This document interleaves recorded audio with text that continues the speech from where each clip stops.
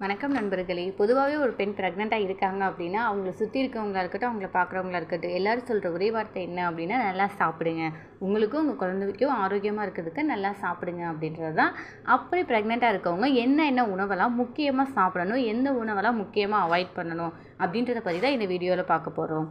முதல்ல ப்ரெக்னெண்ட்டாக இருக்கவங்க என்னென்ன உணவுகள்லாம் கண்டிப்பாக சாப்பிட்ணும் அப்படின்னு சொல்லி பார்த்தோம் அப்படின்னா, விட்டமின் சி அதிகமாக இருக்க ஆரஞ்சு, ஸ்ட்ராபெரி, குடமிளகாய், ப்ரக்கோலி இந்த உணவுகள்லாம் அதிக அளவு அவங்க உணவில் எடுத்துக்கிட்டாங்க அப்படின்னா அது அவங்களோட குழந்தையோட வளர்ச்சிக்கு ரொம்ப முக்கியமானது. அது மட்டும் இல்லாமல் இரும்பு சத்தை உறிஞ்சிடுது அப்படிங்கிறது இந்த விட்டமின் சி தான் செய்யுது. அதனால அவங்களோட குழந்தையோட வளர்ச்சி அப்படிங்கிறது ரொம்ப நல்லாயிருக்கும். அதுக்கப்புறம் இரும்பு சத்து அதிகம் நிறைந்த பீன்ஸு, பயறு வகைகள், அப்புறம் பச்சை நிற பழங்கள், காய்கறிகள், இறைச்சி இதெல்லாம் எடுத்துக்கிட்டாங்க அப்படின்னா அதிக அளவு ரத்தத்தை மதருக்கும் சரி குழந்தைக்கும் சரி உற்பத்தி செய்யறதுக்கு இந்த உணவுகள்லாம் ரொம்ப முக்கியமானது. அதுக்கப்புறம் கால்சியம் நிறைந்த உணவுகளான பால் பொருட்கள், பாதாம் இதெல்லாம் எடுத்துக்கிட்டாங்க அப்படின்னா அது எலும்பு வளர்ச்சிக்கு ரொம்ப முக்கியமானதாக இருக்குது. அதுக்கப்புறம் ஒமேகா 3 நிறைஞ்ச மீன் வகைகள், அந்த மீன்களே பாதரசம் குறைவாக இருக்க மீன்கள் எடுத்துக்கிறது அப்படிங்கிறது ரொம்ப முக்கியமானது.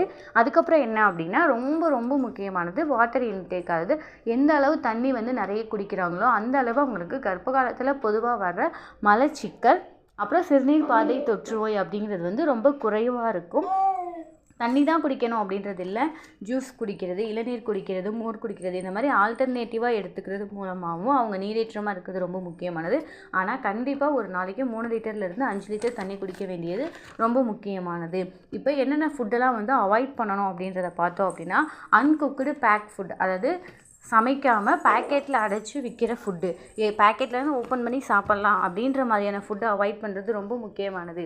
ஏன் அப்படின்னா இந்த மாதிரியான ஃபுட் எடுத்துக்கிட்டாங்க அப்படின்னா அவங்களுக்கு கருச்சிதைவு ஏற்படுறதுக்கவோ இல்லை குறைப்பிரசவம் ஏற்படவோ இல்லை இறந்து குழந்தை பிறக்கிறதுக்கோ வாய்ப்புகள் அதிகமாக இருக்கனால இந்த மாதிரியான ஜங்க் ஃபுட் அவாய்ட் பண்ணுறது ரொம்ப நல்லது.